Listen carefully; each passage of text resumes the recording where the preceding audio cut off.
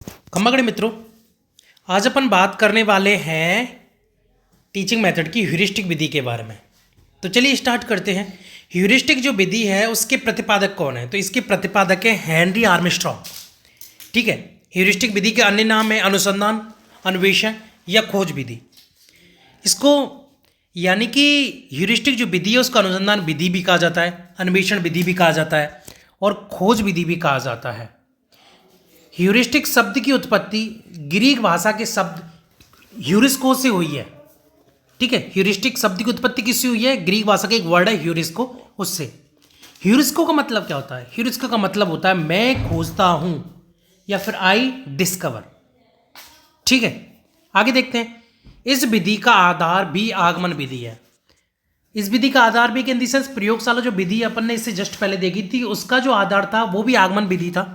ठीक है, और इसका आधार भी आगमन विधि है। ठीक है, अपन ने इसके बारे में बात की थी ना, आगमन कार्यात्मक रूप है उसका। ठीक है, प्रयोगशाला जो विधि है। तो इसी प्रकार इसका भी जो आधार है वो आगमन विधि है तथा बालक स्वयं तथ्यों का अवलोकन करता है, अध्ययन करता है तथा परीक्षण करके किसी निष्कर्ष तक पहुंचता है। अतः अनुसंधानात्मक प्रवृत्ति या दृष्टिकोण के विकास की सर्वश्रेष्ठ विधि मानी जाती है। ठीक है, तो रिसर्च की जो टेंडेंसी होती है, ये जो अप्रोच होती है, उसके विकास की सर्वश्रेष्ठ विधि में से एक है ये। ठीक है, प्रतिभाशाली बालकों को शिक्षण कराने की यह सर्वश्रेष्ठ विधि मानी जाती है। ठीक है, तो जो बच्चे मतलब प्रतिभाशाली होते हैं, प्रतिभाशाली मतलब ब्रिलियंट होते हैं, ठीक है, ज़्यादा होशियार होते हैं, उन बालकों के शिक्षण कराने की भी ये सर्वश्रेष्ठ विधि मानी जाती है। आगे देखते हैं, हर्बर्ट स्पेंसर ने क्या कहा है? बालकों को जितना कम से कम संभव हो बताया जाए तथा जितना अधिक से अधिक संभव हो उनको खोजने के लिए प्रेरित किया जाए। ठीक है, हर्बर्ट स्पेंसर ने कहा है कि बालकों को जितना हो सके उतना कम से कम बताओ और उनसे बोलो कि तुम जितना हो सके उतना ज़्यादा से ज़्यादा खोज करो खुद ही। ठीक है, जिससे कि उनमें अनुसंधानात्मक प्रवृत्ति का विकास होगा। आर्मस्ट्रॉन्ग ने क्या कहा है? ह्यूरिस्टिक विधि शिक्षण की एक ऐसी विधि है जिसमें हम बालकों को एक अच्छे अनुसंधानकर्ता के रूप में देखते हैं।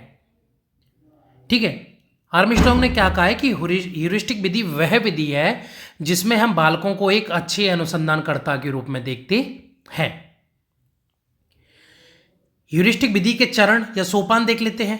पहला है समस्या की उपस्थिति, दूसरा है तथ्यों की खोज या संग्रह, तीसरा है परिकल्पनाओं का निर्माण, चौथा परिकल्पनाओं का परीक्षण एंड फिफ्थ है सिद्धांतों का निर्माण।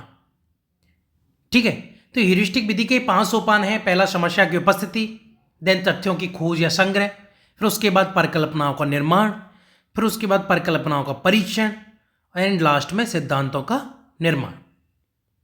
ठीक है, आगे देखते हैं ह्यूरिस्टिक विधि के गुण या दोष। तो गुण देख लेते हैं सबसे पहले। तो यह वैज्ञानिक विधि मानी जाती है जो निरीक्षण परीक्षण के सिद्धांत पर आधारित है।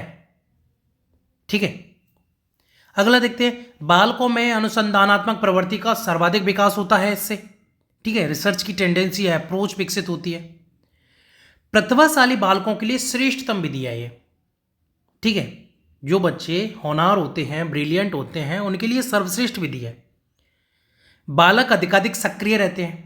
ठीक है, ये वातावरण जो है वो नीरस वातावरण नहीं बनाती। जैसे व्याख्यान वगैरह जो होते हैं या जो लेक्चर वगैरह जो विधि है उनमें क्या नीरस वातावरण हो जाता है, लेकिन इसमें नीरस नहीं होता। बच्चा जो है वो कंटिन्यू एक्टिव रहता है। ठीक है, अगला उच्च कक्षाओं के लिए अत्यंत उपयोगी है। तो ये जो बड़ी क्लासेस वगैरह होती है उनके लिए ज़्यादा उपयोगी, रिसर्च वगैरह चलती रहती है। ठीक है, यूजी पीजी वगैरह उनके लिए तो बहुत ज़्यादा उपयोगी है ये। ठीक है, पीजी के बाद फिर पीएचडी वगैरह एक्सेट्रा जो भी। दोष की बात कर लेते हैं तो छोटी कक्षाओं के या कक्षाओं के बालकों के लिए अनुपयोगी है। बिल्कुल सही बात है भाई, छोटी क्लास के जो बालक हैं उनके लिए जो उपयोगी नहीं है। ठीक है, क्योंकि उनमें एक्चुअली क्या है, देखो उतनी खोज करने की क्षमता नहीं होती। भाई बच्चा है तो वो थोड़ा सा कम सोच पाएगा। ठीक है, माइंड थोड़ा सा संक्रिय रहेगा, उतना ब्रॉड नहीं हो पाएगा क्योंकि उसे उतनी नॉलेज नहीं रहेगी। ठीक है, तो खोज की टेंडेंसी भी कम रहेगी। पिछड़े बालकों के लिए अनुपयोगी विधि है। ठीक है, जो बालक पिछड़े हैं, जो मतलब रट रटू के पास हो रहे हैं या फिर उतना उनका पढ़ाई में ध्यान नहीं कि बस हाँ उनका काम चल रहा है, तो वो खोज के बारे में तो सोचने से रहे, तो उनके लिए उतनी उपयोगी विधि नहीं है। निष्कर्ष प्राप्त करने की प्रक्रिया अत्यंत लंबी है, अतः कई बार बालक अवधारणाओं को बीच में ही छोड़ देते हैं। बिल्कुल सही बात है, क्योंकि निष्कर्ष जो प्राप्त करेंगे हम, उसकी जो प्रोसेस है वो बहुत लंबी है। ठीक है, 5 स्टेप में हो रही है, खुद ही से ही रिसर्च करना, फिर खुद से ही निष्कर्ष पर पहुंचना, तो काफ़ी लंबी प्रोसेस है। पाठ्यक्रम का विकास धीमी गति से करती है। ठीक है, सिलेबस बहुत होता है, लेकिन अगर इस विधि से कराया जाए तो भाई फिर तो एक एक दो दो टॉपिक सेम प्रयोगशाला विधि की तरह हालत हो जाएगी। एक आध टॉपिक करा पाएंगे एक दिन में, तो इस तरीके से सिलेबस ही कंप्लीट नहीं हो पाएगा। तो पाठ्यक्रम का जो विकास है बहुत धीमी गति से होता है। तो चलिए, आपकी ह्यूरिस्टिक विधि कंप्लीट होती है। फिलहाल के लिए इतना ही, आगे की चर्चा अपन अगली वीडियो में करेंगे। Thank you.